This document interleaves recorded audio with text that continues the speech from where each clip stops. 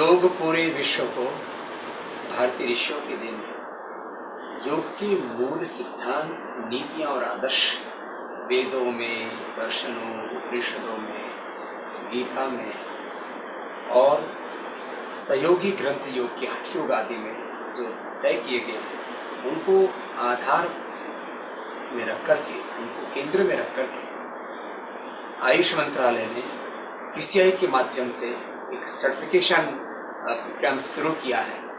मैं जो भी योग के प्रोफेशनल्स हैं और जो वॉलेंट्री भी योग की सेवाएं दे रहे हैं, उन सभी से एक आह्वान करना चाहता हूं कि योग की मूल मर्यादा, योग की रीति नीति, योग के मूल सिद्धांतों और आदर्शों को लेकर के यह एक बहुत गंभीर एक एग्जामिनेशन तैयार किया गया, एक सर्टिफिकेशन तैयार किया गया है, एक पैरामीटर तैयार किया गया है कि आखिर योग एक टीचर को, योग शिक्षक को कैसा होना चाहिए और उसकी क्या मूलभूत उसकी योग्यताएं होनी चाहिए, उसकी पात्रताएं होनी चाहिए। उन सबको ध्यान में रख करके ये सर्टिफिकेशन का प्रोसेस तैयार किया है और बड़ी सार्वभौमिकता के साथ जो योग के साइंटिफिक, यूनिवर्सल, सेक्युलर और प्रैक्टिकल जो एस्पेक्ट्स हैं उनको ध्यान में रख करके ये क्यूसीआई का एक पूरा सर्टिफिकेशन तैयार किया है। तो इसको जरूर सब लोग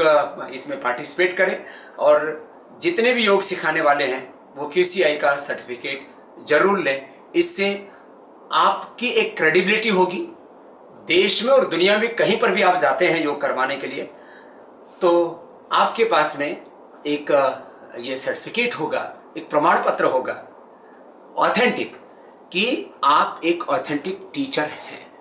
और इस आपके इस प्रमाण पत्र को भारत सरकार के द्वारा मान्यता है। तो आप यदि क्यूसीआई को की सर्टिफिकेट को लेते हैं तो यह आपके कैरियर के लिए, आपके फ्यूचर के लिए बहुत अच्छा है और योग के लिए भी बहुत जरूरी। इसलिए यह योग का जो सिलेबस तैयार किया गया है, सब विद्वानों ने मिल करके बहुत गंभीरता, प्रामाणिकता के साथ तैयार किया है और उसी के आधार पर यह सर्टिफिकेशन शुरू किया। आप जरूर इसको ज्वाइन करें और हम भी अपने जो करोड़ों समर्थक हैं, लाखों हमारे जो कार्यकर्ता हैं, उन सबसे भी आह्वान करेंगे।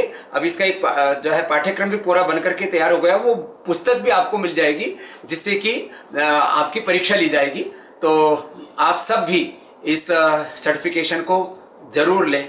पहली बार भारत के ज्ञात इतिहास में उसका सर्टिफिकेशन का काम शुरू किया है, एक तरह से उसको ऑर्गेनाइज सेक्टर में लिया है।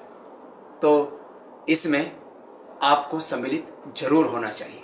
इसी में आपका हित है, इसी में योग का हित है और इसी में योग का भविष्य सुरक्षित है।